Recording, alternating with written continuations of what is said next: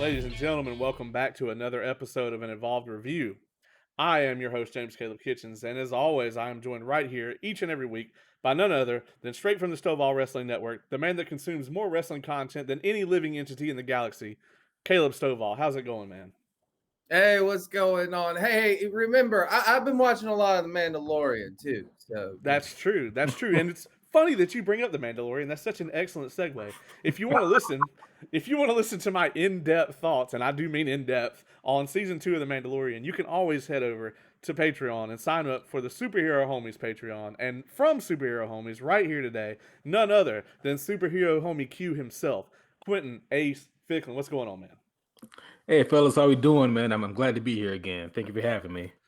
and this is also my co-host of the Power Rangers Go. That's as right. well. It's podcast assembled, baby. Hell yes. So this is yeah, I've given out your full name now, so all those people that like Thor Ragnarok can write to you directly and look you up personally. I got enough salt and smoke for everybody. I know you do. I know you do. So today this is a really cool, like, special episode. Not only do we have our returning guest, not only are we talking about something way happier than the last time you were here, although I do have on a cool Dark Side of the Ring shirt.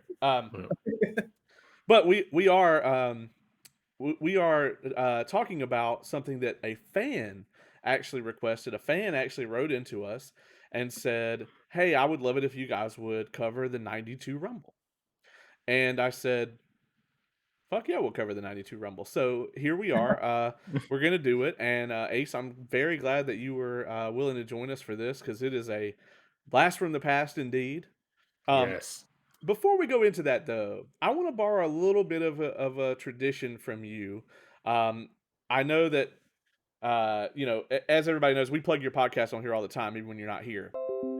But as everyone knows, you've been doing something in 2021 where you're giving people their flowers. And if you don't know what that expression means, it basically means that you're telling people how important they are to you while they're still here to hear it. So what I'm going to do right now is thank you for doing your podcast. I make a lot of trips back and forth from here to Augusta. It's a lot of road trips, so thank you for making those feel a lot shorter, and for inspiring me to do this podcast. And Caleb, you as well, man, with Stovall Wrestling Network. You guys both played a big part in why I even wanted to do this in the first place. So thank you. Man, thank you, brother. Like, seriously. You two motivate me to step my shit up, to step my game up. So I really do appreciate you having me here, man. Thank you. Yeah, thanks, man. That means a lot too, because I remember when I originally launched the Stovall Wrestling Network. It wasn't even called that; it was called Shooting the Shit. There'd be a fart noise right there, but and the first thing I said was, like, you got to change that shit. Yeah. No, it was honest to God. He was the first one to comment when we posted the episode up, and he said, already 10 minutes in, best podcast on Touch My Bass at the time. So yeah, and I meant it, and so I knew I was on to something when you said that. I was like, okay, there's something here. Well, and also, just to brag on you a little bit more, you brought down the hosting page that they were using. So like the entire Touch My Bass studios went down because of your podcast. Like, their hosting company couldn't handle it, and you guys had to move somewhere else. So yeah, we did. Yo, that's awesome. That was fun. Yeah. So let's talk. If I could real quick, then while he's here, I got to thank Ace, then for doing the Power Rangers Go as well, because that was something I wanted to do for a long time. And yes, we are coming back with that. With a vengeance. Yeah. And we left off at a really good spot to jump back in. So I can't wait for that. And man, this has been so much fun. Like, such a major blast from the past, guys. Like, seriously, if you have any affinity for Power Rangers, which you do, then definitely check that out. Yeah. Well, for those of you tuning in that aren't interested in this circle jerk, we are going to talk about the '92 Rumble. I think we got all that out of the way. We got all the plugs out. We got all the fanfare out. Let's do what we do, guys. Let's get into it. Do it. Yes. So the '92 Rumble is such an interesting Rumble, and I don't know that I've ever sat down and watched the whole thing. I think I watched the Rumble itself, but I don't know that I had watched the whole pay per view. And the '92 Rumble is such a unique scenario because number one, it was the first time, and to my knowledge, the only time that the title was on the line at the Rumble. And then also you have the very unique situation of Ric Flair being there. Prior to his return, in the Evolution days, I think this was the only Rumble Flair had been in during his heyday because he was only in the WWF for a short time. Um, so Asa, guess go first here, man. What were your kind of tell me what your initial thoughts were when I contacted you and said, "Hey, do you want to come review the '92 Rumble?" And then just talk about like the pay per view a little bit. Did you know about it? Like, did you know anything about it going in, or how did you feel about it? Yeah, so I my first thought was I'm really excited to do this, and my immediate response was yes, let's do it. And then like my immediate follow-up thought was the 92 Rumble, like what happened in the 92 Rumble? Spoilers. It Like, was all kinds of shit. yes. And like I honestly had like no real recollection of the 92 Rumble because similar to you, James, like the only thing that I really recall watching from the 92 Rumble is the Rumble match itself. And even then, like I couldn't remember who won. I was gonna get confused with the 94 Rumble, but then I was like, no, this can't be right. But like as I started watching it, man, like I just fell in love with it. I mean, honestly, I thought that from top to bottom as a whole, this was a really solid card. It didn't overstay its welcome. I thought that I mean, honestly, for the most part, the performances were really solid. And it took me back to an era when I was first falling in love with wrestling as a small child. So yeah, I had a lot of feels for this one. Caleb, how about you, man? Same question. What did you think when I let you know a fan had hit our inbox up and said we're gonna do the '92 Rumble? Well, first of all, I said that's awesome. And then two, it was like, okay, the 92 Rumble. I don't think I have watched this before, like all the way through necessarily. I've seen some of it, but I couldn't remember like a lot of it and stuff like that. I love just it, just the immediate nostalgia of it. It was just it was amazing to watch it from start to finish and everything like that. Seeing the way the promos were done back then, just the over the top gimmicks and everything like that. And, it's kind of funny because in modern wrestling, if you presented this type of show, which is kind of what the WWE tries to do now, only just in ways I cannot describe right now, but like if you presented this right now, people would completely shit all over it. Like this isn't the type of popular wrestling, I guess, anymore. But back then, this stuff was huge and everything like that. And really, the only thing I've ever really known from this Rumble is literally Ric Flair, out of this Rumble and stuff like that. So that's the only thing I knew. But I always forget that it's this Rumble that he did it at. Like it's like I know he did it at a Rumble, but it's like here, you actually see. Oh, okay, so he did it at this one, man. It was a lot of fun. I had so much fun watching this, which is not what we said about the dark side of the ring on some of them. Yeah, I mean, absolutely. If you've been following up with us since we put that episode out, we have been covering the Ring of Honor Pure Tournament, and I think Yes, really just so that there we can talk about something that brings us joy between now and when season 3 of Dark Side of the Ring comes out. And when it does, you can rest assured that we will be there each and every week, struggling yeah, through all of those episodes. But until then, check out that Ring of Honor Pure tournament coverage. That being said, guys, I agree. Like, this event made me feel all different kinds of emotions. What I'm going to try to do tonight is put the nostalgia on the shelf as much as possible. I do want to look at it both from the lens of today and then also maybe at the time because I mean, this was what 29 years ago. So yeah, that made me feel real old. yeah. I am older than this event. And when I watch it, it's like I'm older than this event. But yeah, I mean, there's a lot. There's a lot here, and I think it would be very harsh to try to judge it by today's standards. So it'll be cool to compare and contrast the two. That being said, this first match on the card, we have the Orient Express, um, and then which is Kato and Pat Tanaka, with managed by Mr. Fuji, and they are up against none other than the New Foundation. And I thought it was crazy that there was a group called the New Foundation in 1992. Yeah. And that was of course very topical. Owen Hart and Jim the Anvil Neidhart. Yeah. I want to pose a question to you guys before we get into this match too much.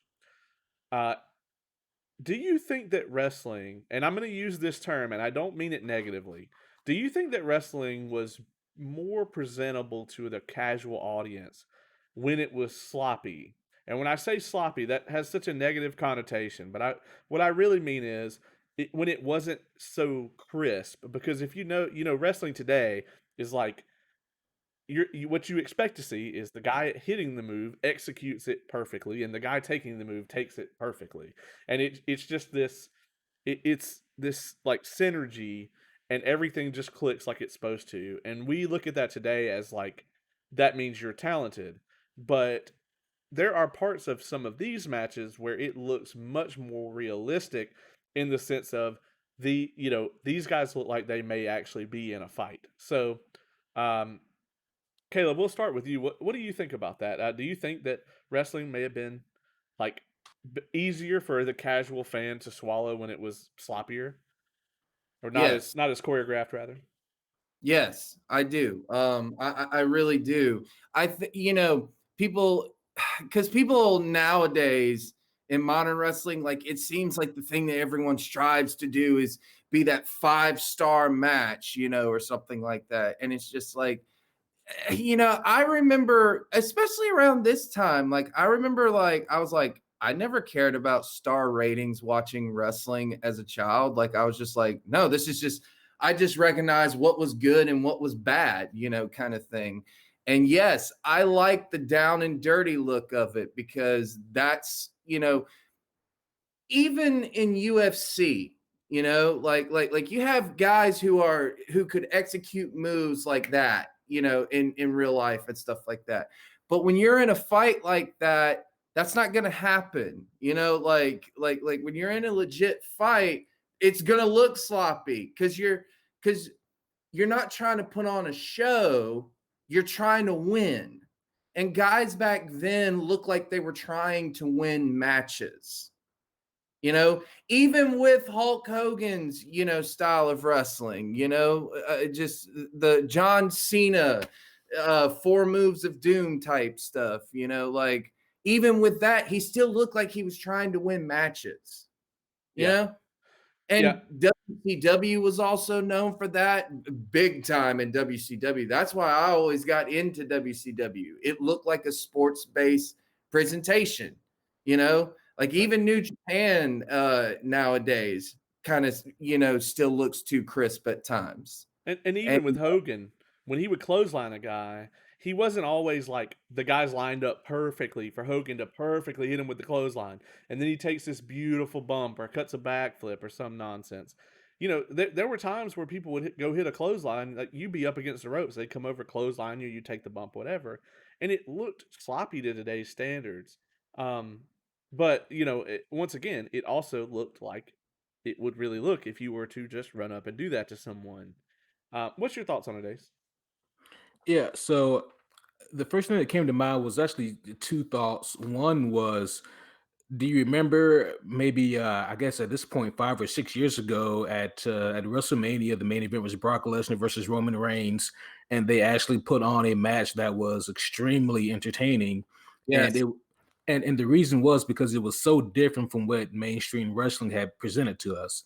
At that time, we had been getting what you just mentioned, what the both of you just mentioned, was something that was so crisp and clean and just perfectly done that there's no way that this could be an actual contest against each other, but these are obviously the two guys working with each other.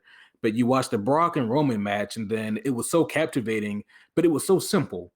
The reason is because it was unlike what we had been accustomed to seeing, it looked like a contest between two men.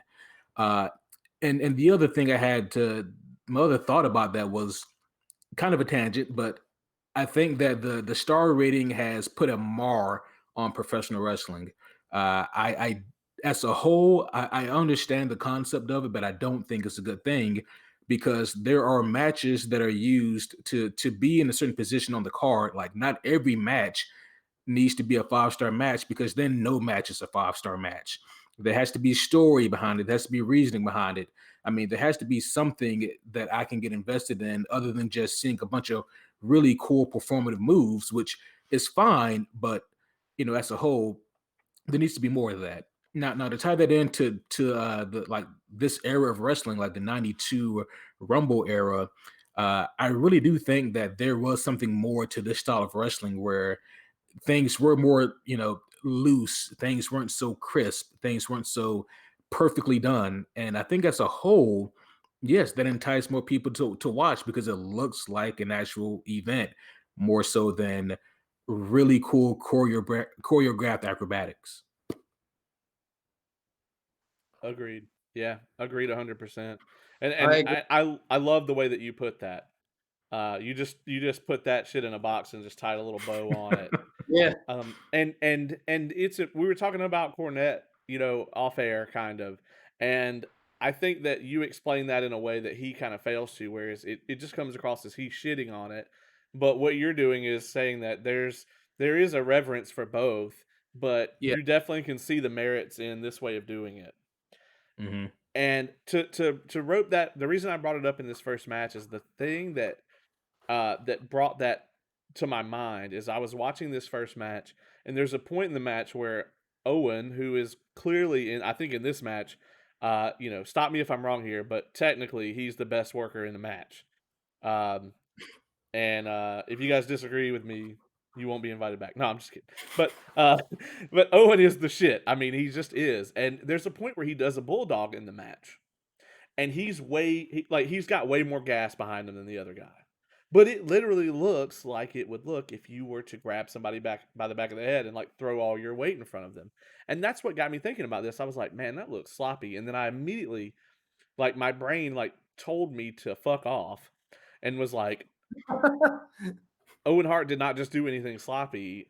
Like, that shit looked better, and the crowd erupted for it. And then I started trying to think, when's the last time I saw a crowd pop for a bulldog? It's been a long fucking time. Hmm. Um, Yeah. so I think there's something to be said there. Um, I don't want to spend a million years on the matches other than the Rumble because I think there's so much in the Rumble to get through, and I don't want to be here for 4 hours.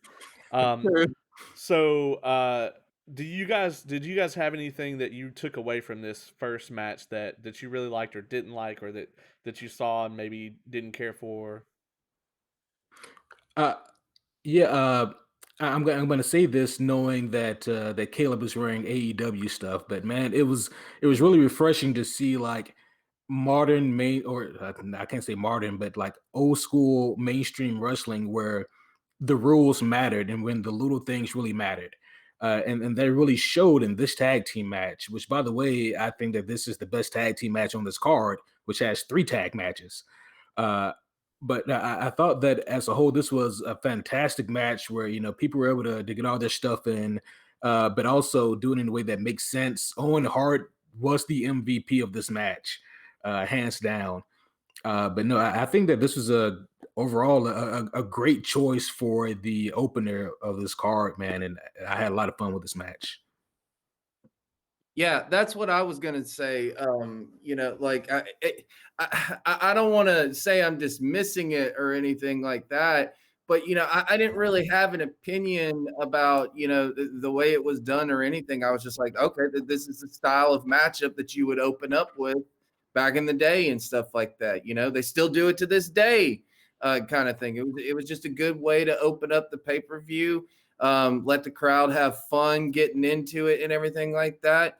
And, I will say this, like, yeah, I'm wearing all AEW gear and stuff like that. Actually, the shirt just kind of happened, but I gotta have I gotta have my gimmick hat and everything like that.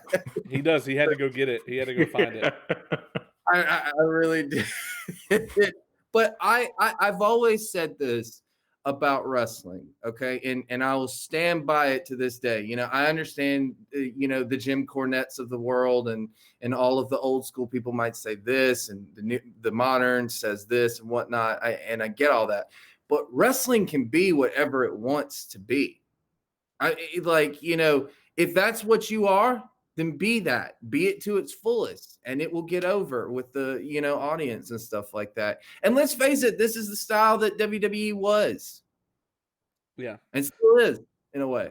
If there's anything in this match that I have to complain about, it's probably that in this era, I expected that first Kane shot to Owen. I expected that to be the finish. And it was a good shot, and honestly, the way that pin right after was kind of botched, it looked like it may have been intended to be the finish, and if it is, their improvisation worked great here. Yeah. But I've always hated the rocket launcher as a finish. I think it looks silly. But this was a very gimmicky era in the WWF, so I can't argue with the fact that if I were to jump on someone on my own, it would probably hurt them. But if Jim Neidhart were to throw me at someone, it would hurt them more. So I guess I've just proven myself wrong. What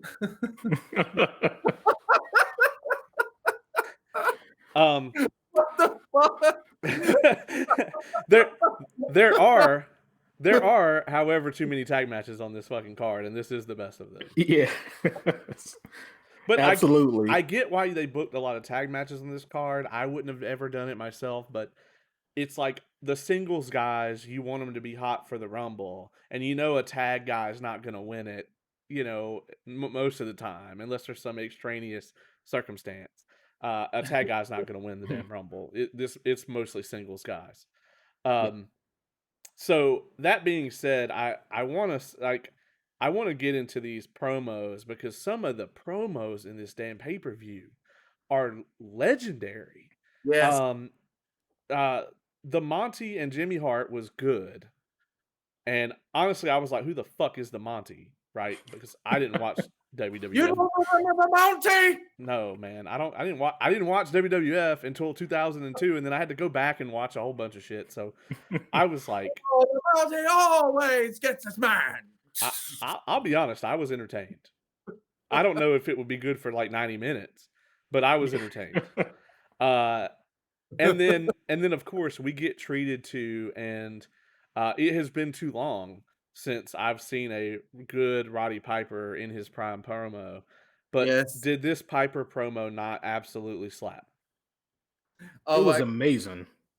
I love this promo, and like I'm a big fan of Hot Rod, and like just seeing him on screen again. I have forgotten how long it's been since I've actually seen him, in a wrestling show, and it just brought back like a flood of emotions. And I know that we say we're putting nostalgia on the shelf, but when it comes to Hot Rod, it's kind of hard to do that. Like to see how hyped this man gets with his promos, and man, like it also it made me miss the era before promos were all entirely scripted for WWE. Back when guys could kind of riff and come up with their own stuff. But no, this was electric. I loved it. Yeah, it was amazing. Like the minute he started talking, I was just like, oh my god, this is gonna be brilliant. Like this is gonna be amazing. I loved every minute of it, and Mean Gene Okerlund being there and having the perfect reactions to him. Like that was how good Mean Gene was. Like, oh, it was so good. And yeah, I'm not gonna lie, it brought like the minute I saw the both of them, it was kind of like that. Aw, like reaction, kind of thing. Like anytime I saw Mean Gene tonight, it was great. I loved everything about it, and that's kind of like what I've said is funny about wrestling, because wrestling's like the ultimate whose line is it anyways, show. Like it's all improv. like, you have to be good at thinking on your feet in wrestling, even with the scripted wrestling, today, the over scripted, I should say, like what we've been, kind of talking about. Like, even with that, you still have to be able to think on your feet if something goes wrong, kind of thing. And there was none better than Piper when it came to promos, and stuff like that. Him and obviously Ric Flair on the show, and then just anybody. It was great. I loved it. Yeah. And you mentioned Mean Gene, and I think the thing about him that says a lot is that Hogan actually gives him credit for a lot of his popularity, and Hogan doesn't give anybody credit for shit. Um, so that to me says a lot. I mean, it says more than anything I could say about Mean Gene that would matter. That being said, leading from the promo into the match, and because this point applies to both, I don't think there was anybody that was on like Piper in this era, and maybe not any other era. It's like it looked like what Ultimate Warrior was trying to do. Like that's what I got out of watching this. It's not just this insane like sporadic rage like the Warrior where he's just all over the place doing random shit. It's this focused intensity that very few people can capture. I think you have to have a huge element of this within yourself. And not only is he fired up in the promo, and this is what I really love. He's fired up in the promo in the back, right? It's 2 minutes before the match. So when he comes out of the fucking curtain, he's still just as fired up. Probably because they shot that promo like right before in Gorilla. And then he starts the match with that same amount of fire behind him. And that shit was, I mean, the crowd popped by osmosis. Because when somebody is that, like, just full of this intensity, you can't just sit there and be bored. I was going to say you can't just sit there on your cell phones, but they didn't have that fucking option anyway.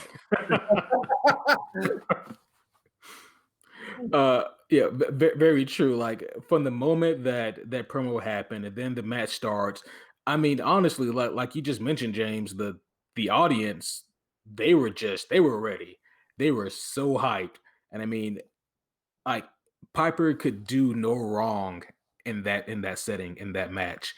And I mean, like he didn't anyway, but even if he did, like the fans still would have ate it up.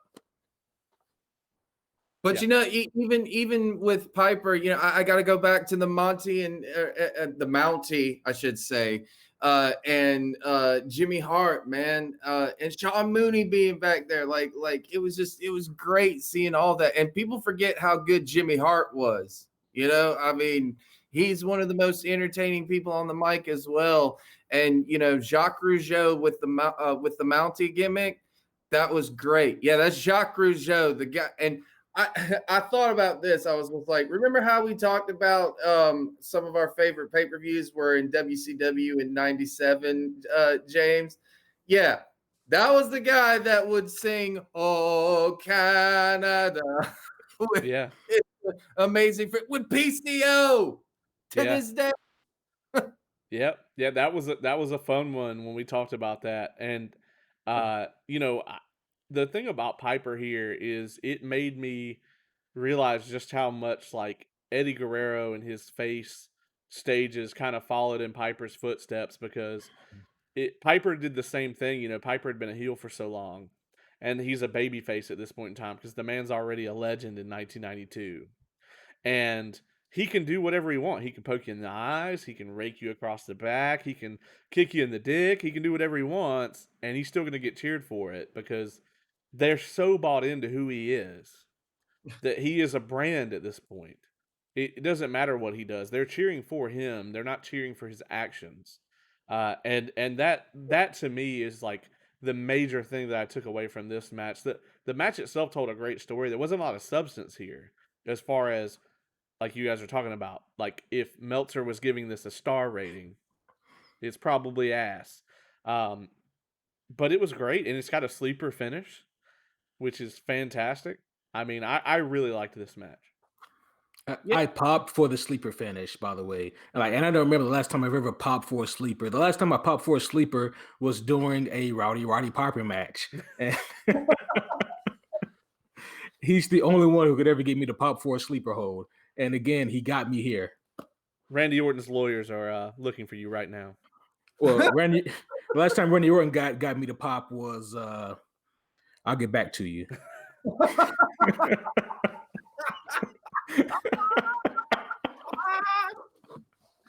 That was oh my god, that was great. I like Orton. I'm just playing around. Does not watch this on video. I mean, I am the one who said during WrestleMania one year that he should be sponsored by Verizon because he's been phoning it in for a decade.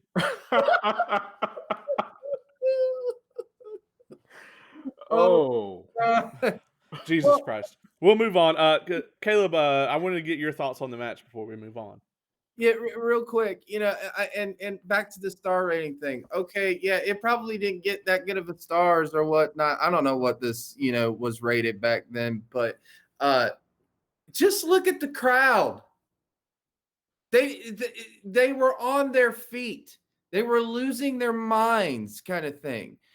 And obviously, with COVID nowadays, which is so weird to think about, also watching this back, like when's the last time you saw a crowd like that in wrestling, especially in this year? But even before that, around 2017 to 2019, like when did you see crowds really go that nuts for something? Right. Yeah, I agree. There's been very few. There has been some, but there's been very few. Yeah, I mean, I think that this match, I think out of other than the Rumble, it's got the biggest crowd interaction of anything Yes. the whole night.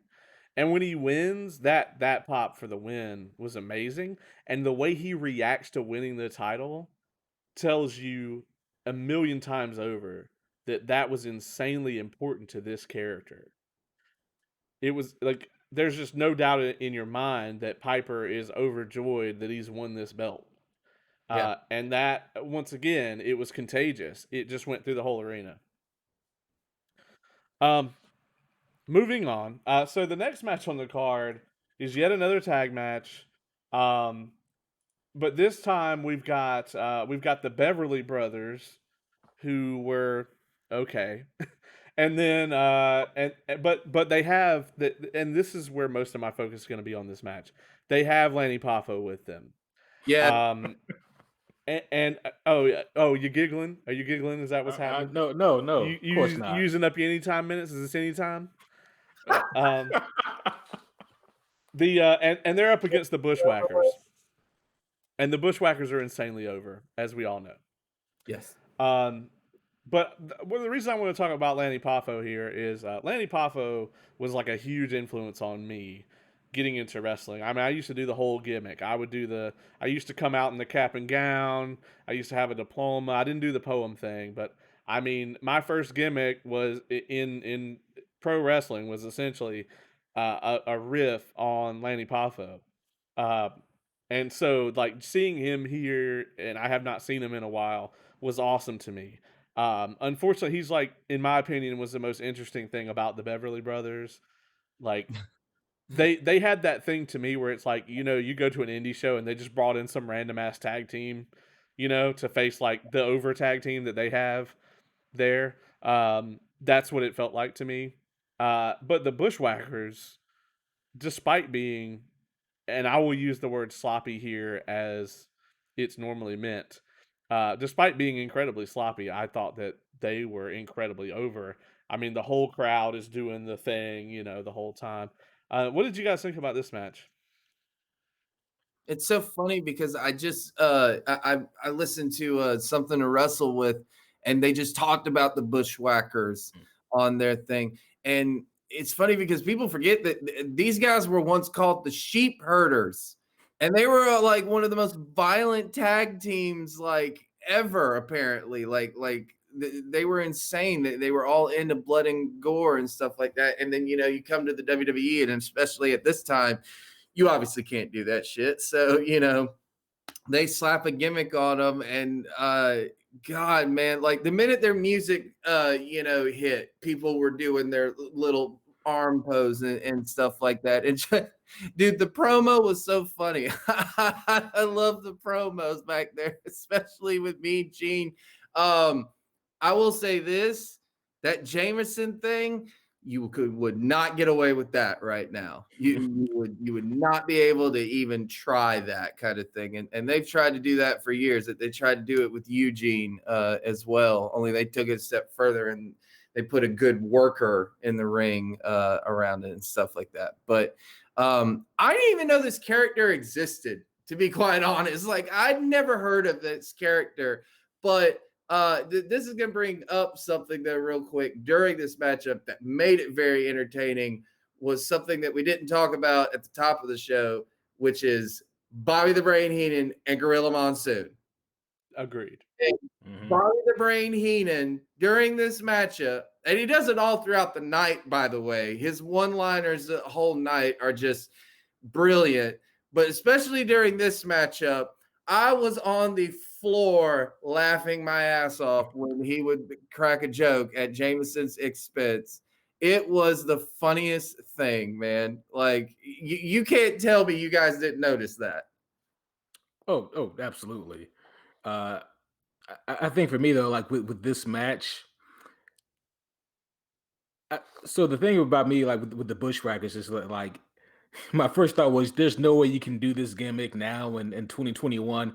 You can't go around licking people's faces like that. Especially not that now. especially not now. It's not That COVID that friendly at all. yeah, not at all. Like, that's, I mean, he licked one of them, licked the kid like on the way to the ring. I'm like, oh, you can't do that. Like, that's, you're endangering the kid now. Oh, you could But do that back then. yeah, yeah. I don't know And whose idea that was, but nobody seemed to mind, apparently. People were holding their kids up. They were like, "Here you go, look them." right, yeah. Lick my baby, please. Yeah, they're like, "All right, But little Timmy, you're not taking a bath for the next 7 years."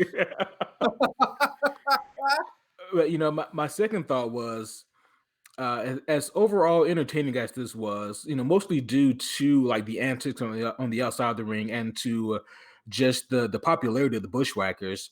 It would always pale in comparison to the Bushwhackers match against Carl Winslow and Steve Urkel. That will forever be the best match that the Bushwhackers have ever had. That's fantastic match.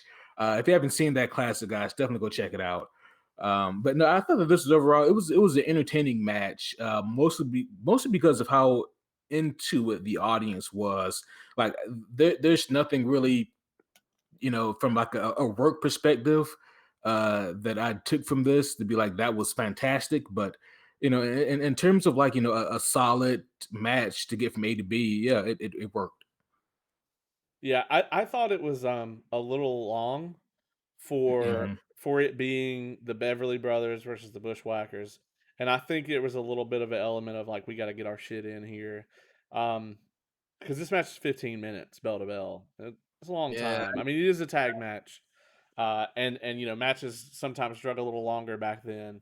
But that being said, I mean, I thought the finish was good, and I thought that even though, like, it's pretty rare back in the day in this era for a heel team to win clean at a pay-per-view, especially because if the heels are going to win, that was going to be on Raw or something like that. It was not going to be at the big event. The big event is where all the baby faces are typically going to come back and get their due, or the heels are going to go over dirty. A heel going over clean in this era is more likely than it was in the late 80s, but it's still way less likely than today. I mean, Yeah, today the heel goes over clean and it's like, well, you just fucking lost, you know. yeah.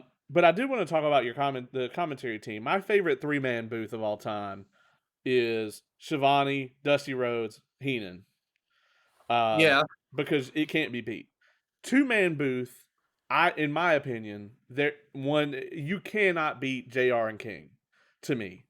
In my opinion, the synergy between the two of them, it can't be beat. But Heenan and Monsoon for this era was fantastic. Yeah, yeah, and I mean, I'll agree with you on Jr. and King. I mean, you even go back to the Attitude Era Raws, and I just love looking back at some of that stuff just to hear Jr.'s commentary and King's commentary, and I get that, and I love the three-man booth of Tony Schiavone and Dusty Rhodes and Bobby the Brain Heenan. Obviously, Heenan was in WCW was where I became familiar with him because that's when I really picked up wrestling was when I was getting a little bit older and 97 and 98 and 96 even came around and stuff like that. But just for this era and stuff like that, and just how good Heenan was, man. I mean, just everything he did just added to everything. I love Bobby the Brain Heenan. He's still, to me, he's the best color commentator and best manager of all time by far. And I mean, just, overall, like, I feel like going into this next match, I feel like if you couldn't talk in this era, then they made Jimmy Hart your manager. Yeah. Um, I and what made me think of that is like there's times throughout the night where something crazy would be going on, and he'd be like, "I got to go down to ringside," and Monsoon would be like, "You sit right there and do your damn job," which was funny. But yeah, going into the next match, we got the Natural Disasters, and these are some big old boys. Yes. Jesus Christ. Um, and that's Earthquake and Typhoon, and they both live up to their name. And they are up against the Legion of Doom. Um, this isn't quite the Legion of Doom's heyday, but they still got what you know what we of course all know is to this day is called the Warrior Pop, and they still got it when they came through the curtain. I mean, the place went completely apeshit. If I have to say anything negative about this match, it's that this is like a Vince McMahon wet dream, right? It's like four of these huge motherfuckers, and they're just out there like throwing haymakers and stuff, and it's not technical at all, and it's just these like biker looking guys. Um, it is what it is. I like that it wasn't too long. I like the finish. They wanted the Natural Disasters to get over, but they weren't going to have the Legion of Doom drop the title, so they did the count out. There wasn't another count out on the card. It had the right effect if you're going to do a count out in a match. This is exactly the scenario. This is 101 for how you would use it. Yes. But I'm interested to see what you guys thought about this one. I really wanted to see how a Doomsday device would look in this match, and we didn't get it, but that's okay. I thought that kind of like you, James. I thought that the match was. I thought it was fine.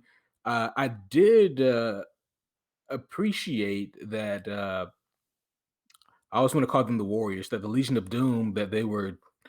Uh, that they were so almost kind of willing to well they were put in a position to where they were the smaller guys, but they actually kind of worked like that, like they physically acknowledged that they were technically smaller than the Natural Disasters.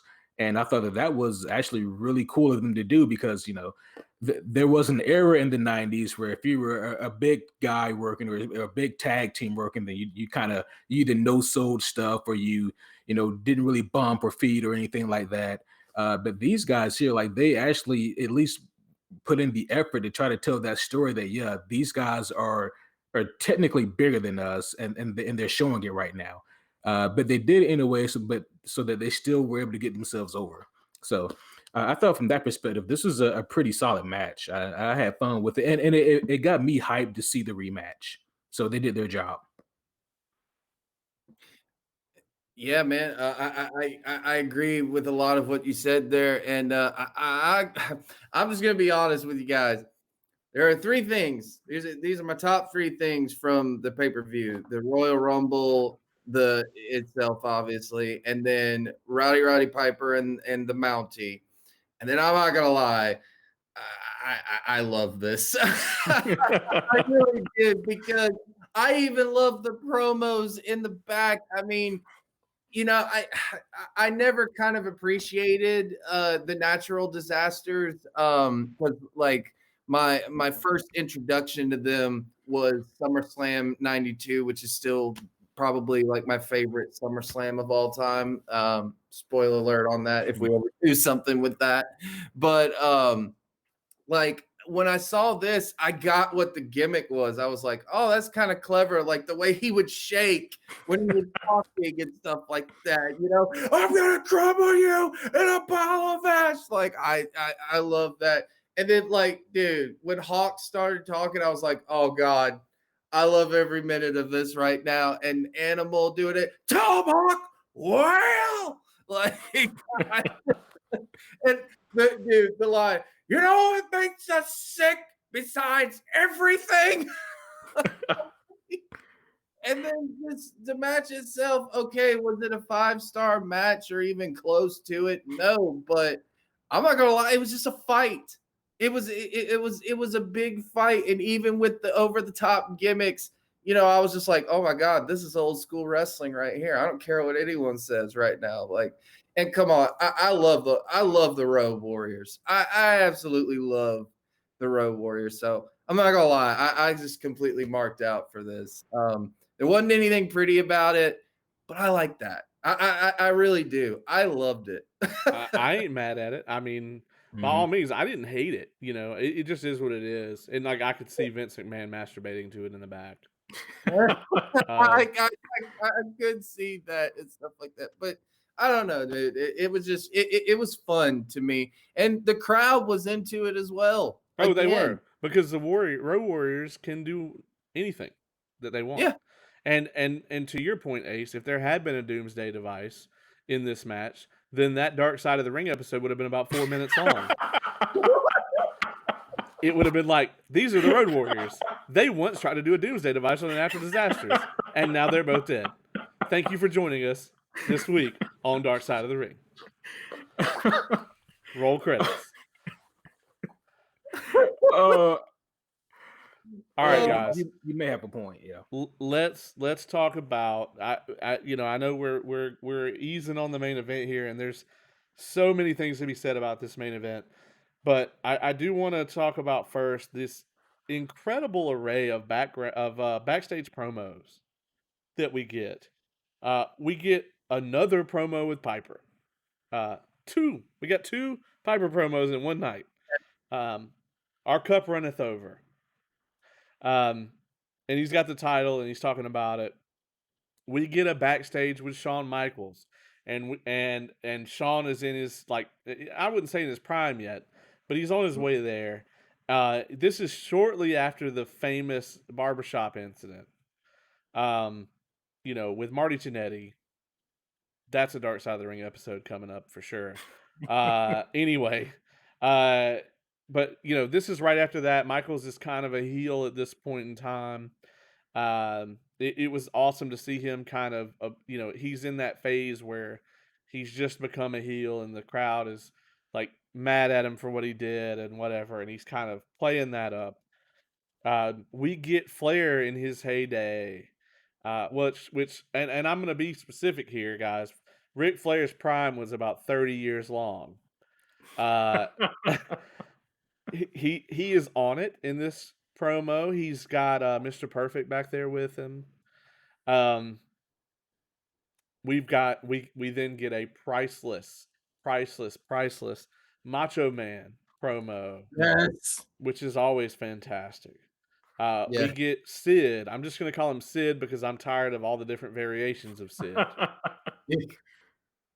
We get the gimmickiest gimmick of all time. We get the Repo Man. yes. Um, British Bulldog, who I want to talk about again in a second when we get to the Rumble. We get Jake the Snake Roberts, always excellent. Oh, Somehow we got Flair again. I wasn't mad, right? But for some reason there were two Flair promos in there. And then the one that really like that it shocked me because I didn't even think about him being here was when we got Undertaker and Paul Bearer. yes. And this is Undertaker at a point in time where the man is full of youth and he probably could have beaten the ever loving bejesus out of any of us without any effort. Uh, I would not Still, want to. I would never Mhm. want to fuck with this man at this point in time. I mean, I wouldn't want to today either. Yeah, But no. but at this point in time, like at least today, I might could like kick him in the hip and run. But but at this point in time, none of that shit would have worked. Your only chance was to get a hold of the urn. Yeah. And then we, of course, got a classic, in which I'm not a fan of Hogan in any way, but I smiled at this classic Hulk Hogan promo that we you got have there at the to, end. You have like, to. You Mhm. just have to. So I want to know that there's this whole thing of promos. I want to know from each of you, who do you think stood out the most? I know that's going to be tough. And just what did you, you know, were any of these, was there anything in here that like really popped to you? I love them all, and I guess like to be clear, there was a string of how many was it? It's like Seven, 11. yeah, like 10, 11 promos. Yeah. You could not do that today on no, any show. There's no way. But they did it here when they had these string of promos and they all worked. And but not only could you not do that today, but these things were so entertaining. I think the one that popped me the most, I got to give it up for Macho Man. It's and it's close, man, because I love so many of these. Like the ones that stood out to me the most were, of course, Macho Man is my favorite. But right behind him was the Hot Rod promo number 2, and then Jake the Snake as well. Like those were like the three ones that stood out to me the most, but they were all so incredible. I love these promos, and they got me hyped for the Rumble, so they did their job. Before you get to yours, Caleb, I want to note that I can promise you that this wouldn't work today because we Oh yeah. tried it in like 2015 and it did not go over well. oh. I think I remember that too. Yeah. but Yeah. but I sure you already know what I'm gonna say. Like I loved every minute of this. Even how many promos there were. Yeah, you couldn't get away with it in this day and age, but I didn't care. I love the nostalgia of it. And back then this stuff worked. And I loved Macho Man's promo, obviously. I love Piper's promo again. I wasn't mad at it. Of course, I love Jake the Snake because he was the only one that didn't scream. like Yes. he calm and everything like that. And Jake the Snake, God, I love it anytime they give him the mic. You know what? The only thing I somewhat was disappointed in was just that we didn't get a DiBiase promo. Yeah. Oh yeah. With the Yeah. laugh. Like I kind of missed that, but Hulk Hogan's promo, I don't even care, what anybody says about Hogan, man. I mean, he was the man in this day and age of wrestling. It didn't matter who you were, even if you were the Macho Man, Randy Savage, or Ultimate Warrior. People loved them some Hulk Hogan back then. So, and I loved it. Yeah, you couldn't get away with it in this day and age, but even with all these promos, it really didn't feel that long. It got me hyped for the Rumble. Like you said, Ace. I was like, all right, let's do this. And the title felt important. Like these Mhm. guys all made it clear they're like, we want the belt. That's it. There wasn't this, oh, we want that top guy spot. We want, all those insider things that go along with it. It's like, no, we want the belt. That's what we want. Well, here's the other thing too. One of the main reasons you can't get away with it today is because you can't find 11 people that have their gimmicks so established that they can cut a 30 to 60-second Mm, promo. Yeah. And that's a good that's point. not me trying to shit on today's product. If you want to find that, you can watch any of our State of Wrestling episodes or pretty much any of our other episodes. But you know, that being said, I just I don't think that it exists today enough people that could do it. Off the top of my head, Undertaker, even though he's retired, Bray Wyatt, um, Sasha Banks. I mean, maybe Roman right now at this exact point in Mhm. time. I mean, there's not a big list. Almost anyone else, you'd have to have Paul Heyman do it for them. Yeah. Yeah, I mean, Paul Heyman could just do all 11 of them. Like, he Yeah. could just be That's Paul Heyman, and then it pans to another scene and it's Paul Heyman, and then it just pans to another scene and it's Paul Heyman. I mean, he could do it. and not to not to stray us off too far from the point at hand here, but I do wonder if the problem is that there's not enough workers out there who can do that versus maybe there's not enough workers who are given the opportunity to show that they can, and therefore they never Yeah. really develop that muscle. No, I, you're I, absolutely right. I was gonna say that, James. I wasn't gonna. I didn't mean to cut you off or anything like that. But no, I was gonna say that because we've often heard it. You know that like WWE now is so scripted. Like I mean, they tell you what to say word for word. I mean, like you have to memorize a script and everything like that. So. You know, yeah, they're not given a lot of opportunities to do that in this day and age, and that's what I feel wrestling is missing. It's just that it's that just off the cuff stuff and everything like that. It like no one told The Rock and Stone Cold what to do, and look at how over they got. They were allowed to say what they want, and these guys, while they had over the top gimmicks, they found a way to make those work and be who they were, basically, kind of thing. Like Hulk Hogan, that is who he is. That's who Terry Bollea is. Macho Man Randy Savage, that's who he was. Roddy Piper, that's who he was. Jake the Snake, that's who he was. Like that was them. So while they were characters, they didn't feel like characters at the same time. They still felt like real people. Even though they were over the top gimmicks, but it's still like I loved it, but I can't wait to talk about the Rumble now itself. Yeah, before we move on to that, and I like the way you said it, Ace. I didn't mean to imply that the skill is not there. I more Yeah. so meant to say that the writing is not there. Right now, it's like in WWE, I feel like there's the two or three people that they want to be the franchise, like that Mhm. they want to be the face of the company, and that those people are shoved down your throat forever, and then everyone else just kind of coasts along. So Yeah. it's like you don't get enough of the people you want to see, and you get 400 million times more than you ever wanted of the people you don't want to see.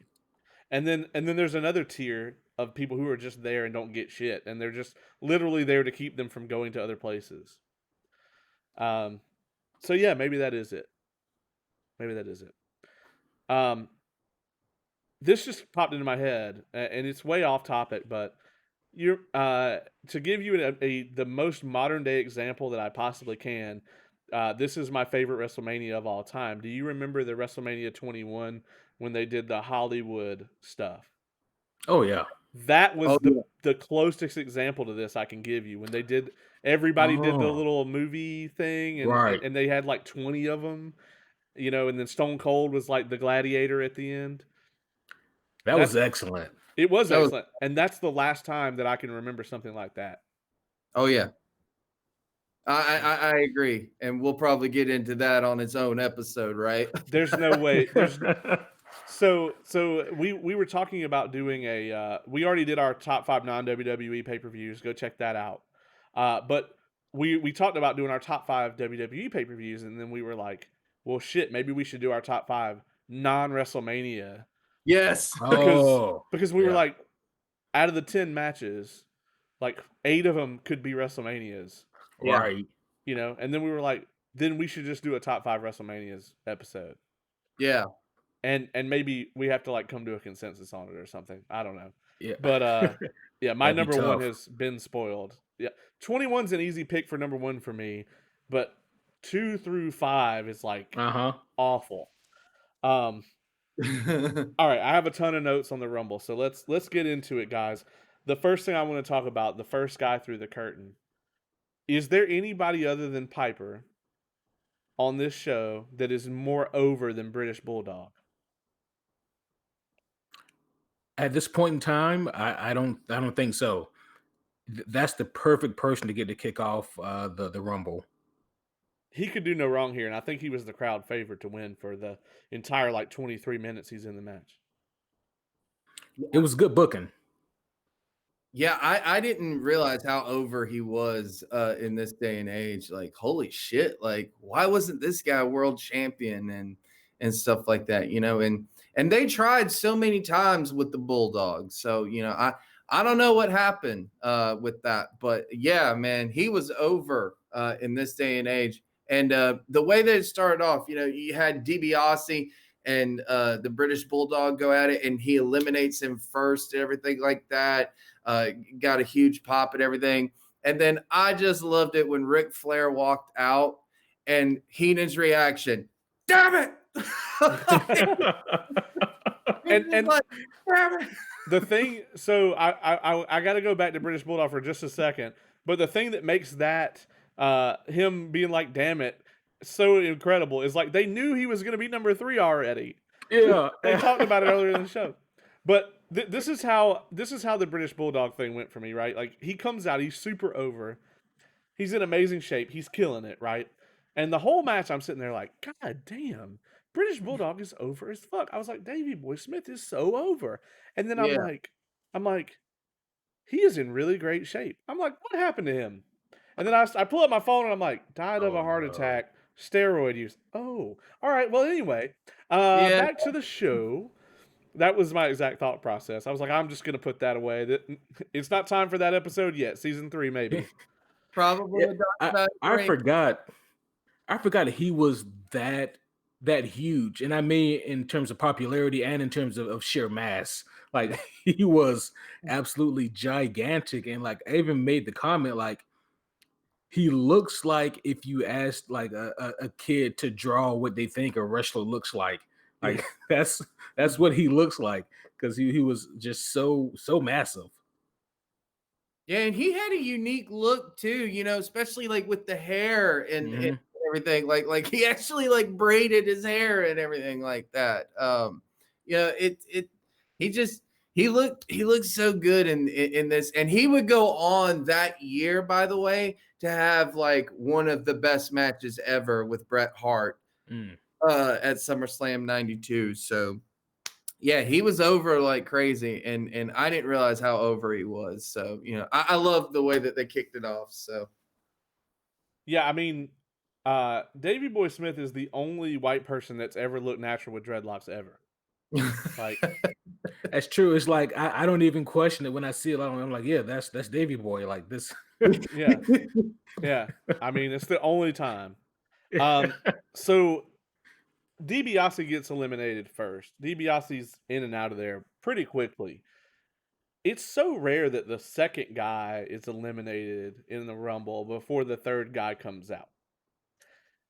And I think the only reason you might would do this is if you wanted to really push that, British Bulldog at this point in time is over like Rover and Flair also as well, and you want to give them some time in there together. And I loved the little bit that we got where it's just the two of them. I yes. mean, their chemistry it is just evident from the jump street. If I mean, correct me if I'm wrong, guys.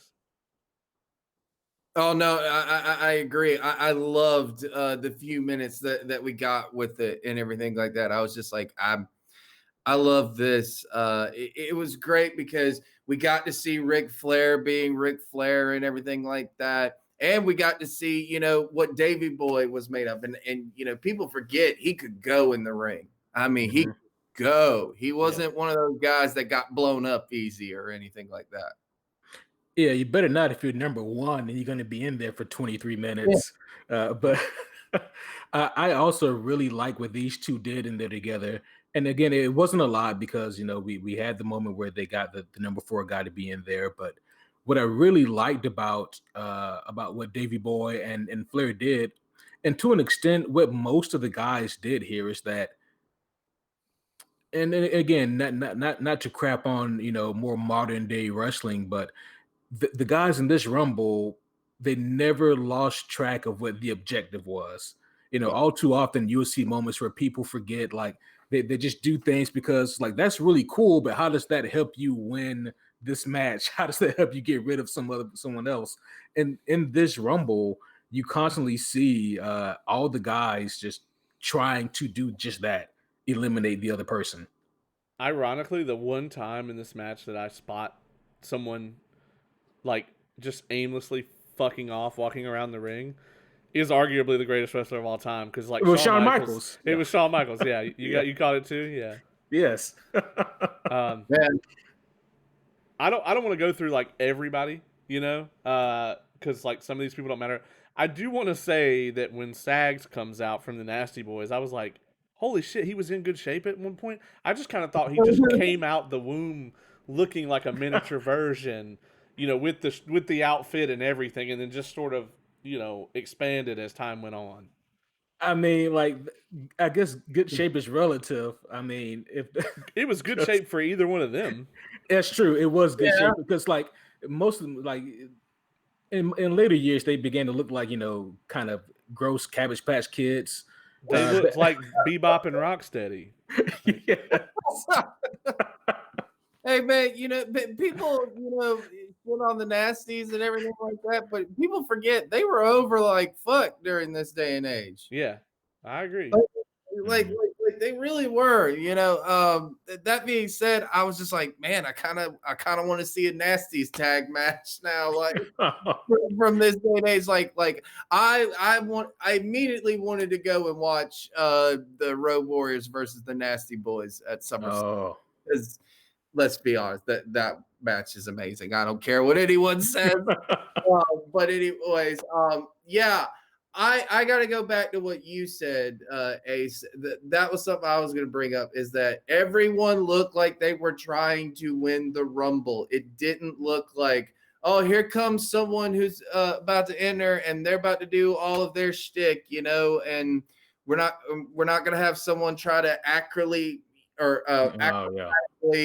land on something and try to get back in the Rumble, and then hey, they get eliminated the very next move.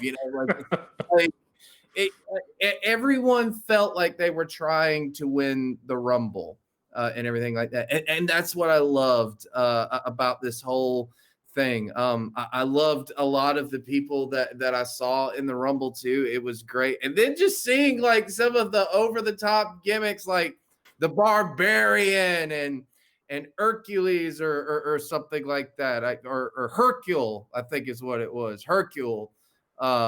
Like it was just some of the, and then it's funny we said the dark side of the ring. How about the Texas Tornado was in this Oh thing? yeah. I want to get to that. Let's talk about Shawn first, because I feel like we have to talk about Shawn at number 6 before we get to Tornado.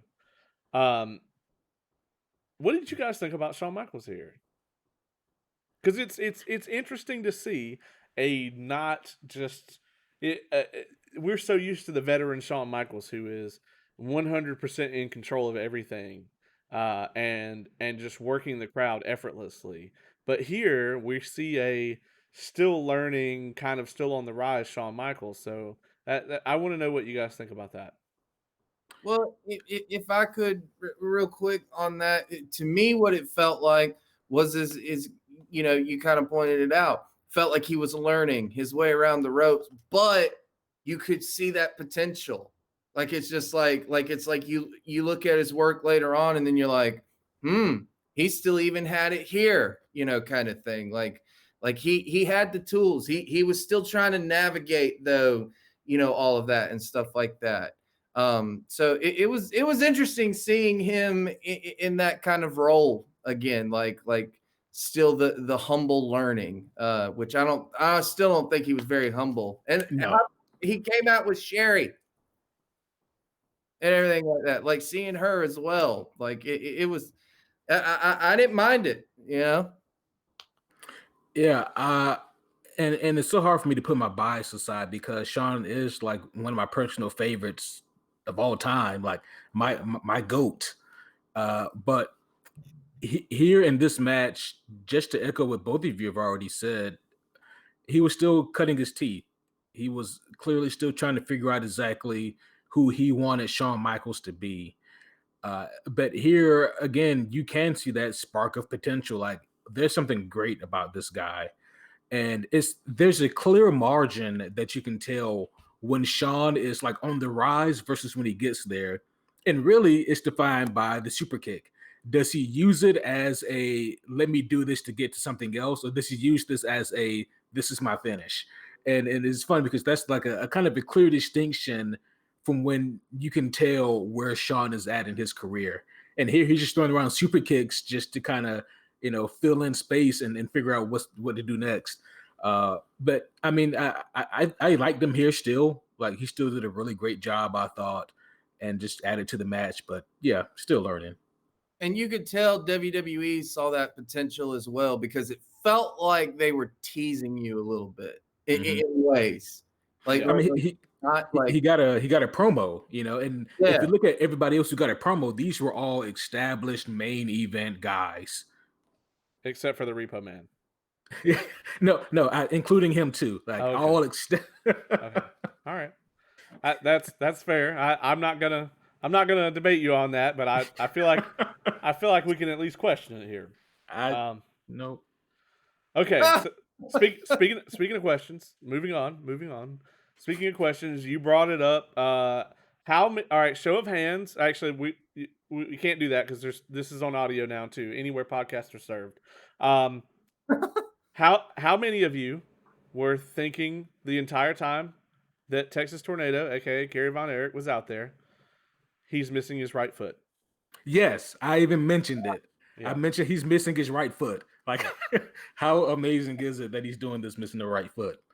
Yeah, I thought that too, and also from what we know about Dark Side of the Ring, it's kind of like when you're watching him in there, it's like God, what's going through his head at this point? Like does any of that matter to him, kind of thing, or is he still dealing with a bunch of stuff? And clearly he was because he was missing his right foot and everything like that. So it was interesting. Like, I don't know. I felt weird ways about it, but still, like, I mean, I didn't think he was that bad of a worker or anything like that. Like he was good, and he still had a lot of potential, and he got a pretty good reaction, especially for having been missing his right foot.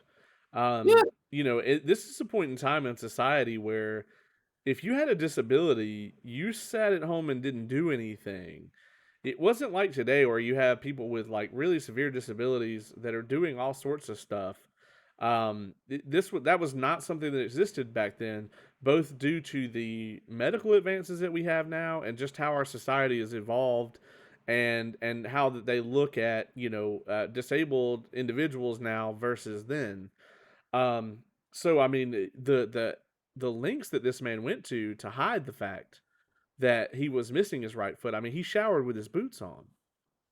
He went to extensive lengths to hide it. So yeah, I mean, I thought that he did incredibly well for somebody that was under the amount of pressure that he was in. I mean, he died a year later. I mean, yeah, from this. So all that shit that was weighing on him then was weighing on him during this match. yeah, And yeah. I mean, it's interesting how Dark Side of the Ring just makes you think about things completely differently whenever yeah, you see somebody that's been a subject of one of those episodes. yeah. Um, Going forward, let's see, who else do we have? If I skip anybody that you really want to talk about, let me know. But the next thing that I thought was like really impactful, of course, is when Piper comes out. It was cool to see like Nikolai Volkov, Big Boss Man, Greg Valentine. Let's talk about Big Boss Man. This is prime Big Boss Man. Yeah. This motherfucker was throwing cross kicks and shit. Yeah. Yes. He could move, especially to be a guy his size.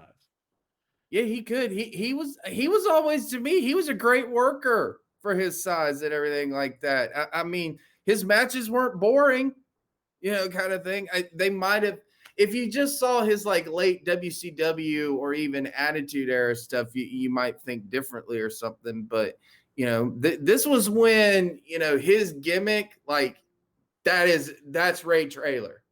That was Ray Traylor, and plus he was a legit armed prison guard.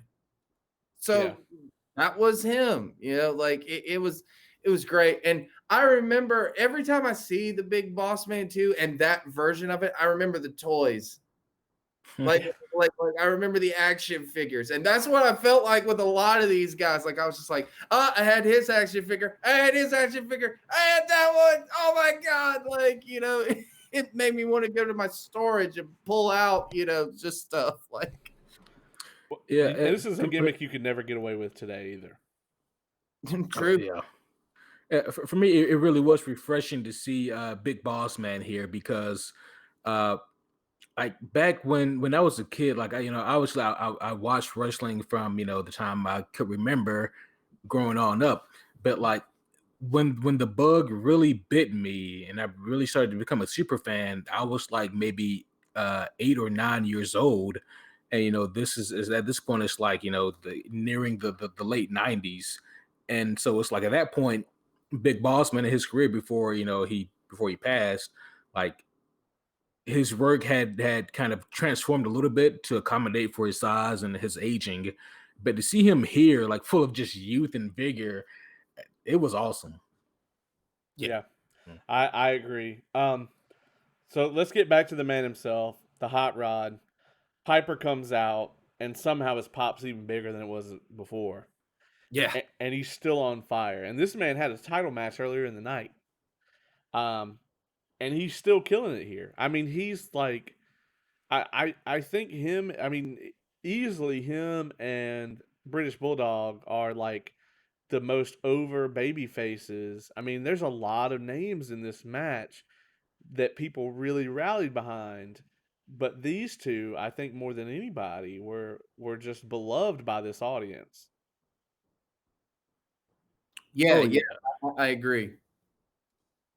yeah. Like when he comes out, he gets that huge ovation. I'm like, does he not get tired? Like, is there Right. is there no limit to this man's battery pack? No. Well, during this era, it wasn't uncommon for them to do the 60-minute Broadways. Yeah. And that's why they picked Flair to be in this match for an hour, is because he had gone to an hour with Harley Race, Dusty Rhodes, and whoever already. He was used to it. Yeah. He was True. used to that. Agreed. Right after Piper is Jake Roberts. Yes. This was awesome. Like at this point, like you really start to get like so much star power in here at one time, and I don't know if it changes perspectives, like being there in that moment back in '92 versus now, because like then you look at those all the guys in the match and you're like, oh yeah, these are great talents, great performers. I enjoy watching these guys, but like you watch it now and it's like, oh, there's a legend, there's a legend, there's another legend, and it's almost overwhelming just to see how much star power is in that ring. Yeah. I agree, 100%. There's so much talent in that ring, and that's what I loved. And yeah, I love the fact that they picked Ric Flair to go as long as he did in the Rumble, and he was the first one to do it too, because no one had gone that long in the Rumble. And Gorilla Monsoon kept bringing it up when he was trying to, fuck with Heenan the whole night, like you can kiss it goodbye, brain, like everything, and it was great. But just like you said, just how over Piper was too. Like he just, oh my god, you forget at times how big he was at one time. Which is so many of these guys. It's just like God, you forget how great this stuff was back in the day. Yeah. I want to say I don't really want to focus on them, but I want to say it was good to see Hacksaw out there. Yes. It was good to see IRS out there. Shout out to Bray Wyatt's dad. All right. Um, I have a note here. Let me see what this says. Hold on.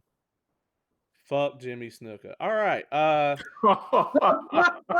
Moving on. Moving on. The Undertaker doing his signature "I'm going to take forever to get to the ring" entrance. Um, Undertaker comes out, and I loved this so much because classic Undertaker is just like, the thing is, when you watch his later matches in his career, he is limited in what his body can do, but he wants to do more than that, and you can see it in his performance. But here it's the opposite. This guy could go with anyone in there twice over, and he purposefully has the very just the incredibly focused, like incredibly like purposeful, the slow walk where you can tell he's constantly in his head like slow down, slow down, slow down. And it just the opposite of that effect is so powerful, and I don't think anyone else has ever captured it. No, I agree with you. Like when we did the review of the last ride and stuff like that. Like he made that a point. He was just like, well, everyone's speeding up nowadays and everything like that. And he recognized his character. He recognized that, hey, I'm a horror movie type character, so I need to, Jason never chased really after anybody. It's just he would always walk slow, and he would still catch up to the people and kill them and stuff like that. That was what the Undertaker wanted to do. He wanted to be scary. He wanted to be methodical and stuff like that. And yeah, people might say, well, he took forever to get to the ring, but I'm not going to tell him that. Right. like I loved it. I love when he came out. And real quick, could I go back to Piper coming out? I think another reason why that popped worked so, like, why he got popped so big was because right before that, Ric Flair had eliminated everybody that had been up into the Rumble at some point, and we even got the Flair bump, just the face and everything. So you got that. And then right when he does that, Piper comes out and is the next person. And you can see Flair's reaction. And it's just like, oh my God, that's wrestling 101 right there. Yeah, I'm glad you mentioned that because I love the part where Flair had been using the eye poke all night, and I was like, he's kind of overusing that, but there was a reason. Piper comes out, and within like 10 seconds of Piper being out, he looks at Flair and he's just like, you got eyes too, Rick, and he just right there in the eyes, and the crowd went ape shit for it, 100% ape shit. Yeah, I love Yes. And then, like you said, just all that stuff about the Undertaker. It's just like this is just where I was just geeking out at this point. I was just like, oh my God, I love this so much. This is so good. Oh yeah. And they got me thinking about something else about this Rumble, and I'm pretty sure the Rumbles that preceded it, and probably a few afterwards. But what did you guys think about the Rumbles at this point not having any music? Well, the music is there, I think, but it's just low. Because I What? thought there was some music when they came out. No, I don't remember hearing any music for Well, them. it's entirely possible that my brain was just putting it in, right? Because when Flair was coming out, I could have fucking swore I heard his stuff, but maybe I'm 100% am on board with the fact that my brain probably just put that shit in there. Uh yeah, these entrances were great, and the thing about it is nobody took forever to get in there. Everybody was like eager to go in there and start tossing people out. Taker's like the only slow entrance. Um, I but love there's that. Right? Yeah. I mean, I'm not talking about the slow entrance like it's a bad thing. I mean, he did fucking take forever to get there compared to everyone else, but I mean, that's the gimmick and it works. yeah. Um, yeah, I thought that was great. Speaking of people who were rushing to get to the ring, how about that fucking 100% on fire, Jesus Christ, did you do cocaine, Randy Savage intro? I would have hated to have been the first person who he comes for. Like Yeah. he Well, was just a ball of fire. well, here's the thing, and here's the thing. I don't think a lot of this shit was intended to happen. First off, Taker like floors his ass when he gets to the ring. Yeah. He comes out completely on fire. It's like he watched Piper's entrance and he was like, fuck that. I got to do way better than that. So he comes out like running. He doesn't even slow down when he hits the ring. Like, there's a point in this match where I was like, did he just control friction? Because he hits like a double axe handle or some shit off the top, and he lands vertically straight down on his knees and then slides like he's in fucking Assassin's Creed or something. Yes. What the fuck? Oh, But yeah, he comes and he hits the ring so fucking fast. And then like Taker, I think, just like instinctually like hits him. And I think he just ran right into Taker's fist, or Taker was just like, what the fuck? And reacted and just yeah, knocks him right on his ass. And you can tell it wasn't supposed to happen because Savage yeah. is just like he's just like flabbergasted by this. Yes. It's entirely possible that Taker didn't know what the hell was going on. It was like, what the hell was that? And just swatted. And if it was Randy. I didn't even know that blur was him. But Yeah. Randy was great. And I also love how he never, like, you know how everybody's objective, as we gave them compliments earlier, they're all trying to win. But Randy's objective was, I want Jake the Snake. Because I love that. Yeah. They had the hottest rivalry going at this point. Yes, they did.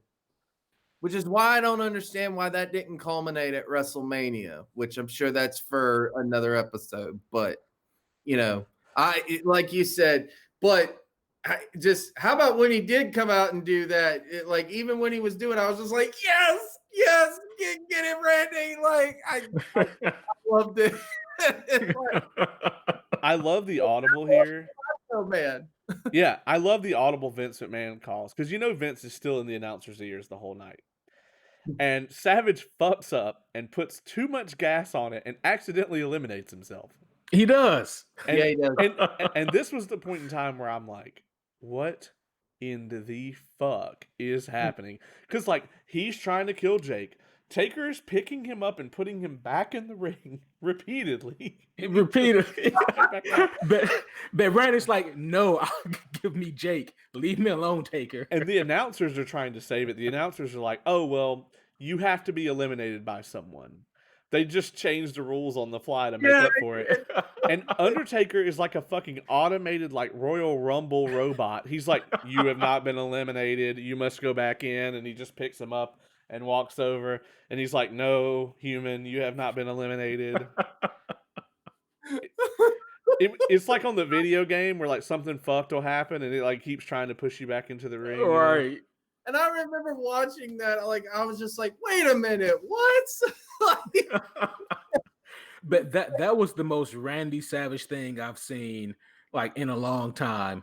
And it came from Randy Savage, so it made sense to me. Like, yeah, this completely tracks with what I expected. Yeah. And I could just see Jake going back through the curtain in the back and just being like, and like people in Gorilla being like, dude, what the fuck happened? And I could just see Jake Roberts being like, I do not know. Well, as he tries to answer, he gets attacked by Randy again. Like, yeah. He's like, I was hoping you guys were watching on the monitor and can tell me what the fuck happened because I don't. So then we have like a bunch of just okay, like, you know, kind of mid lower card guys come in. I don't want to spend too much time on that, but at number 26, we get the Hulkster himself. Yeah. And there's two things I noticed about this. Number one is you could tell that this was where he was kind of on his way down in the WWF because, like, 4 years before this, Hulk Hogan walking through the curtain would have blown the roof off the place. He still gets a great reaction, but it's waning, you know. You can tell he had started to sort of get stale at this point. They had run out of things to do with him. You can't be the champion for like 7,000 years. And you can kind of even see why he decided to make the jump to WCW other than, you know, the boatloads of money. Yeah. Yeah. That was something that I definitely did notice. I was like, man, that is an incredible reaction, but not the reaction I expected for Hogan. I expected something a little bit more. Especially if you compare it to like the reaction that Piper got, or even British Bulldog. It's like, man, that reaction isn't quite the Hogan reaction that I'm used to hearing. Or even the Bushwhackers. I mean, yeah. they got a bigger reaction than him too. But you gotta think the mainstream American audience had been exposed to Hogan for years and years Right. and years at this point. Yeah, I agree. I kind of noticed that too. But it was still cool when it came out. Like I was just like, oh, here we go. Like it's Hogan time and everything like that. It was interesting when it came out though. But I loved it. And then it just gets better from there. Yeah. Now at the end here, it comes down to it, and we've got the Warlord coming out last. We got Sid coming out at 29. We've got Ric Flair. He's been out there for an hour. We've got Hogan in the ring. I know that in my mind, if I'm a WWF fan watching this in 92, I'm thinking Hogan's going to take this. Either Hogan or probably Sid, because there was a feud you could tell was building there. Mm-hmm. Um, what do you guys think about that? Because Flair was new to the WWF relatively. So I think today it's easy to say, well, of course Flair was going to win because it's a famous fucking landmark event. But if you're in the crowd or at home watching this in '92, what are you thinking here at the end? Probably like you said that Hogan was gonna win or Sid was gonna win, kind of thing. It definitely looked like they were trying to focus on that feud as well. So I would say Hogan, definitely, because there was no way Warlow was gonna win and stuff like that. I wouldn't have thought Flair. I'd have thought, they would have let him beat some kind of record or something like that, but and then eliminate him and stuff like that. But that's not what happens. But like you said, I would think Hogan was taking it. Yeah. That's such like the easy assumption to make because Hogan is Hogan, and it's like Hulk Hogan's gonna Hulk Hogan, and Flair winning this thing was that was one of the few positive examples of the term subverting expectations, because you expect Hogan to win this thing in Hogan fashion, and Flair is going to get eliminated, but put up a good effort. But no, to have Flair win it is such a great move because there are other things for Hogan to do. Like you said, the feud with Sid, and you can say, well, what about Macho Man? Well, there's his feud with Jake the Snake, and so there's things for these other top tier guys to do right now. But Flair winning it was definitely a great call in my book, and I think that had I been, a cognitive fan back in '92, then I would have been extremely happy about the end results. And plus, what I thought too, even looking back at it now, we know what is going to happen at WrestleMania and stuff like that. But even back then, people thought they were booking Ric Flair versus Hulk Hogan at WrestleMania because it seemed logic. Like I'm sitting there just like, dude, we talk about sometimes, things don't go according to plan in wrestling. People get injured, stuff like that, happens and stuff like that. And you have to account for that. So, I get some booking decisions, but you look at this, both guys are healthy. Both guys are in their prime and everything like that. This is the matchup everyone has talked about for years, and it had never happened, not once. And this is the matchup everyone talked about. And I'm like, WWE, you have the perfect opportunity to book this. Like, even back then, it's just like, why would you not book this? Like it's insane to think about to me. And that's what I would have thought back then as a fan. When Flair won the Rumble, I was like, okay, I would have preferred Flair win, the title at WrestleMania or something like that. But I get why they put it on here because it's like this looked like they were setting up Hogan and Flair. You know, Hogan Mhm. gets screwed out of the Rumble and Flair walks away the champion. It pretty much sets itself up. You know, like that's what I thought about. And I keep thinking about that and I'm just like, God, like, why did you not book this? Like, I don't understand it. Well, during this time, this is where Vince has still got Hogan fever. And, it's an interesting situation, and I'll try to go over it quickly for those who aren't familiar with it. So, you know, Ric Flair's calling himself the real world champion. This is after he got fired from WCW. They didn't give him his $25,000 deposit back.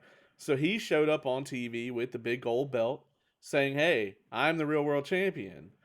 And lo and behold, behind the scenes, when Vince signed Ric Flair to contract, and this would never happen today. He has the agreement in the contract with Vince. If I'm not going to be used in a main event position and I get an offer to go elsewhere, I can be released. Only Ric Flair can work that out. You have to be Ric Flair to get that deal.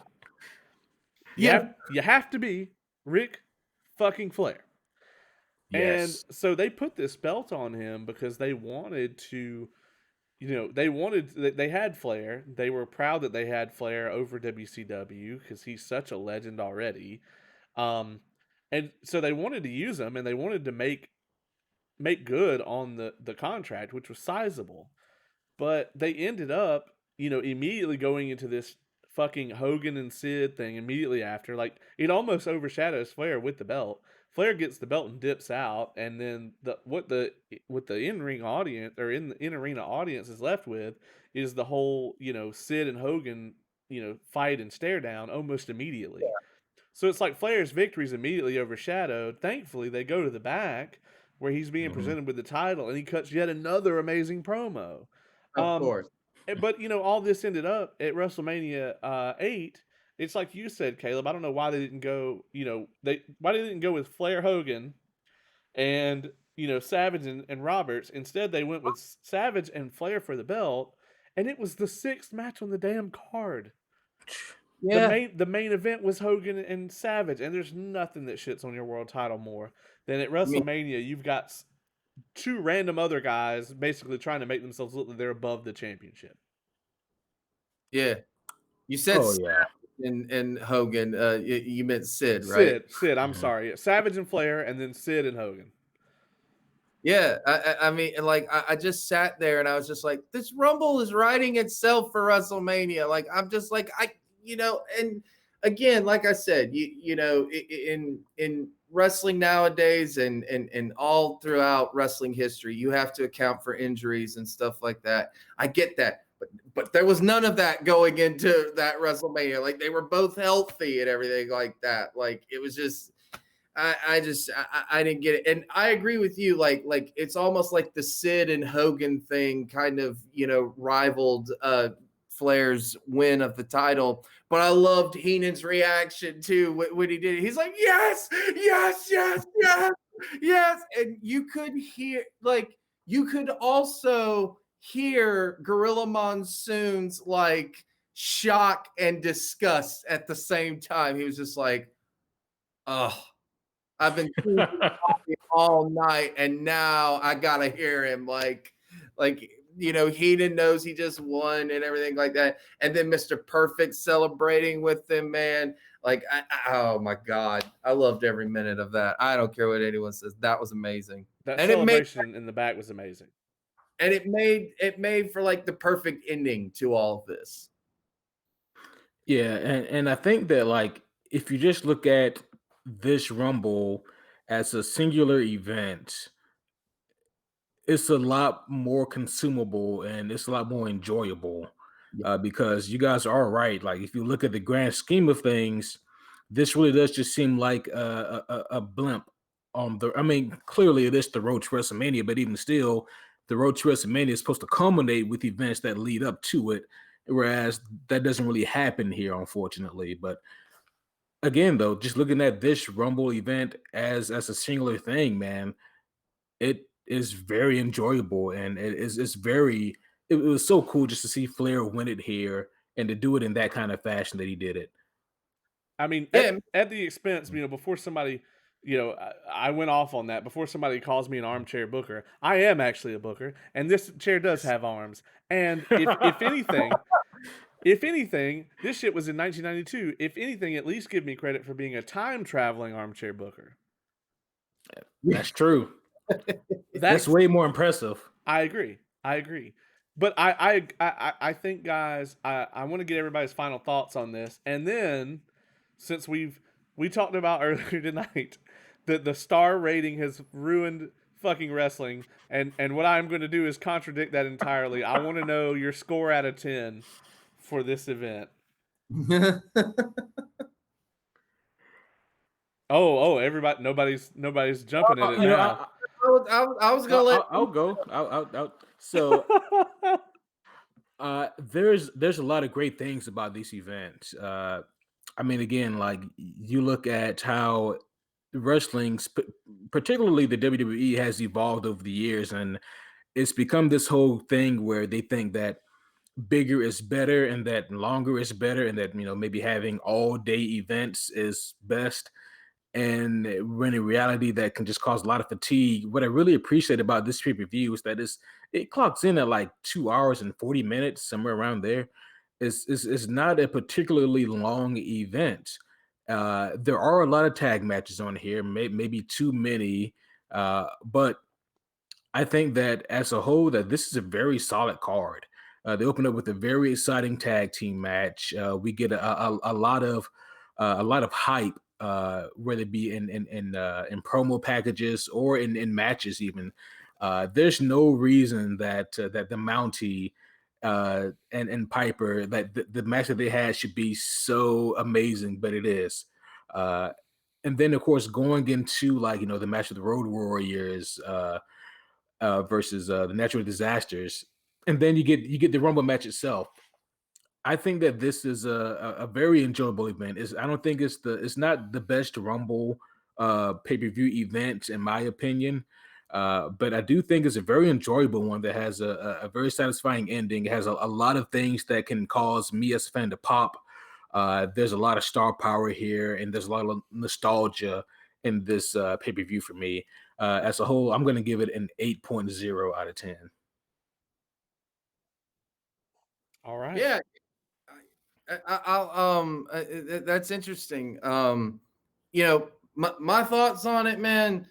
It's just so much fun, and it just it goes back to a time, and obviously I wasn't really following wrestling, obviously like I do today, or even when I did in high school, or growing up in middle school and everything like that. But it just goes back to the time when people just watched wrestling and it was fun. Like we didn't care about 5-star matches, like we didn't care about that. We cared about what was making us pop, so to speak, like what was making us excited as a fan to watch this, and it was fun to just kind of sit back and remember like how much I liked a lot of these gimmicks and how fun it is to go back and watch these promos. Like the promos, to me, I loved them. I mean, I thought I was just gonna be like, oh God, all of this is so gimmicky and everything like that. But I loved every single minute of it. It was so much fun. Would I put it up against a lot of the Rumbles, in the 90s and the 2000s and stuff like that? I don't know. I put it up against them as well, and there have been some great Rumbles, even after this, and I could go on for days about that. But I love the nostalgia. I thought, okay, why is this? People say this is like the greatest Rumble. To be quite honest, like the Royal Rumble itself, not the whole event, but just the Rumble itself is like the greatest one in everybody's opinion.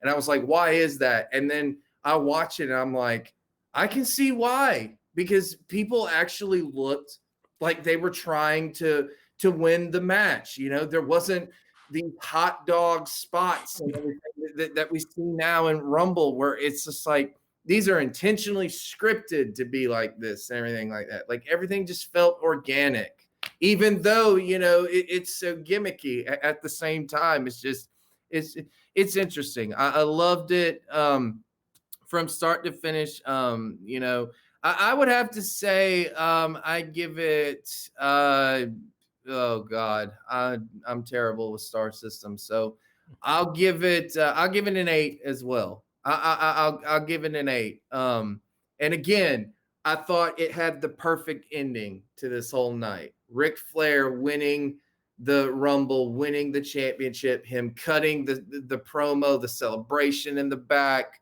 It was amazing, and having Gorilla Monsoon, having Bobby the Brain Heenan. I mean, this is what I love as pro wrestling. It had everything I loved in it. So I loved it. It was great, but I would give it an 8 out of anything. That's a lot of pressure, fellas. That being said, I'm going to look at this. I call this the WrestleMania 20 conundrum. Do you judge an event by the brightest spots, or do you judge it by the weakest spot? Yeah. And this is one of those where it could go wildly in either direction. This is not my favorite Rumble. My favorite Rumble is the 2004 Rumble. Um, Not going to talk too much about that because it's kind of controversial now. But uh, Uh, that being said, I did love this one a lot. If I had to grade just the Rumble match, this would be a lot easier. I'm going to say that the whole event, if I try to put myself in 92, right, where I'm not going to get all these nostalgia kicks from seeing these guys. Um, I loved the event. The Rumble itself was great. The promos were great. The amount of talent in one Rumble, it may be the most star-studded Rumble. Uh, I'd have to go back through a lot of them, but I mean, if you look at like people that are in the Hall of Fame or should be in the Hall of Fame versus the list of people in this Rumble, I mean, there's more that should be or are there than just no-name people that don't matter anymore. yeah. Um, so that being said, being the being the detractor here, I'm gonna give it a 7.0 out of 10. Because I do feel like I do feel like there's too many tag matches. I feel like they ran out of things to do in the tag matches that as far as tag psychology. Um, and it's easy to do because that opening tag match is so crisp, and it's so this is what tag psychology is. Um, yeah, I'm gonna give it a 7 out of 10. I did really love it. Um, I thought that there were so many things in this that were done really really well, and there just are a few kind of black spots on it, that could have been a little bit better. But that it's like you said, that's how wrestling is, and with things being a little bit, we've talked about this a lot. When you script everything, right? The quote goes, if you take enough spice out of the soup, you end up with water. And the only way to make something that no one can hate is to make sure nobody loves it either.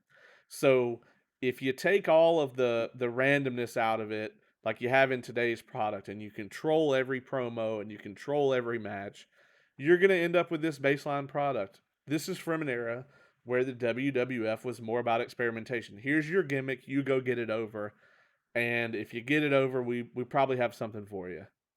Um, so there's a lot of room for hits and misses there, but I'm confident with the 7 out of 10.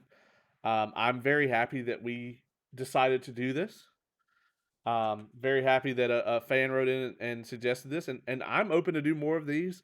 If you guys listen to this, by all means, if you got something that you want us to talk about, definitely hit us up. We have a lot of things planned, but we also have no idea when season 3 Dark Side of the Ring is going to come out. We have a lot of weeks to fill. It might take us a little while because we're really far ahead right now. We're filming these things probably 3-4 weeks before they actually air, but yeah, I mean, this was a great experience, and I'm really glad this was suggested to us. Um, that being said, Ace, thank you, man, for joining us yet again for yet another episode. And this time, something that we could really kind of sink our teeth into. Didn't really have a whole lot of outside context to it, but thank you for being here, brother. No, man, this has been awesome. Like I really enjoy doing this, man. I really enjoy going back and watching this pay-per-view and not only seeing it for fresh eyes, but for a lot of us seeing it for the first time. This has been a blast, man, and as always, it's such a pleasure to be here now. My goal for 2021 is to be the guest of the year. I expect to receive my trophy in the mail at the end of the year, so I look forward to that as well. Well, USPS is really slow these days. Oh, Really you can slow. expedite it and have it done UPS or FedEx. Yeah. So Well, yeah. I Mhm. mean, I think I actually already sent out the 2020 guest of the Oh, year, and it's just taking a little while. I think it okay. got caught up in my 2019 guest of the year on your Uh, podcast. I think it got caught up in oh, that same system. geez, man, Yeah. that's unfortunate. Yeah, it's crazy the mail these days. It's just not Yeah, reliable at all. yeah, But but that that being said, why don't you tell everybody? As if I don't do it enough on here, but tell everybody where they can check you out. Yes, guys. If you are into comic books and/or superhero content, including movies, TV shows, what have you, then be sure to check out the Superhero Homies podcast. That is on Google Play, Spotify, Apple Podcasts, and wherever podcasts are found. I can promise you, you will either be extremely entertained or extremely offended. Either way, I am extremely happy to oblige. And also, there is the Power Rangers Gold podcast as well, which is also everywhere podcasts can be found. Me and Caleb Stovall do that together. It's a lot of fun to blast from the past, and the same rules apply. You either be extremely entertained or insulted or both. It's awesome. Yes. It's just like this, but without my pessimistic ass. But sometimes you're there. That's Yeah. right. Sometimes I am there. As a matter of fact, I was there for the greatest Power Ranger story ever told, the Green with Evil series. So you can definitely Yes. check that out Of as course. well. That should be the first thing you go to. Don't start at the beginning. Start right there. Um, that being said, Caleb, also thank you for joining me here each and every week, straight from the Stovall Wrestling Network. I know that you guys are in the middle of some reconstruction over there, but plug it anyway.